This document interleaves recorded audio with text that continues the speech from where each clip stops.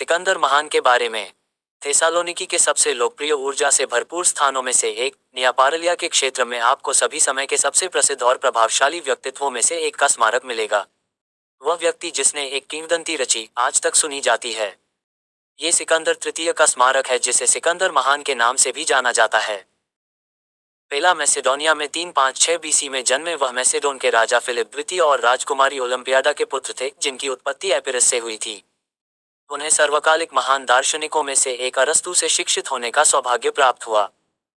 336 BC में अपने पिता की हत्या के ठीक बाद सिकंदर को मैसेडोनियन साम्राज्य की गद्दी विरासत में मिली। अपने पिता के शासनकाल के दौरान हुए महत्वपूर्ण वित्तीय और सैन्य सुधारों का लाभ उठाते हुए अलेक्जेंडर मैसेडोनिया के प्रभाव को ग्रीक शहर के अधिकांश राज्यों तक बढ़ाने में कामयाब रहा। फारसी आक्रामकता का सामना करने के लिए राजा फिलिप द्वारा बनाए गए पेनेलिनियन लीग ग्रीक एलायंस का नियंत्रण लेने के बाद उन्होंने कुछ सबसे प्रतिभाशाली रणनीतियों और सैन्य रणनीति का इस्तेमाल किया और इस प्रकार मानव इतिहास में कुछ सबसे बड़ी जीत हासिल की। ग्रैनिकस नदी और गौगामेला के इस्सिस की लड़ाई का अभी भी इतिहासकारों और विशेषज्ञ विश्लेषकों द्वारा अध्ययन किया जा रहा है, जबकि वे इस्तेमाल की गई रणनीति और उनकी दक्षता के संबंध में एक उदाहरण अध्ययन बने हुए हैं।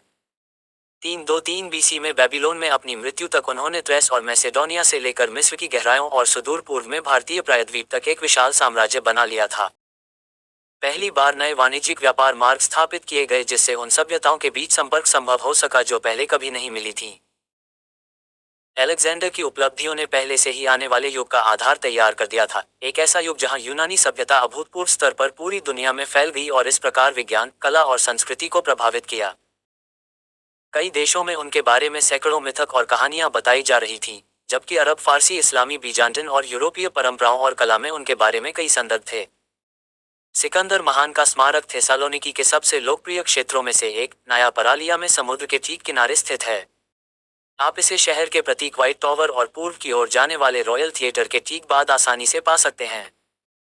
यह एक प्रभावशाली 6 मीटर 20 फीट लंबा स्मारक है जो घोड़े वोकेफ्लास ब्यूसेफालिस की सवारी करते हुए दर्शाता है, जो पुरातन काल के सबसे प्रसिद्ध वास्तविक घोड़ों में से एक है।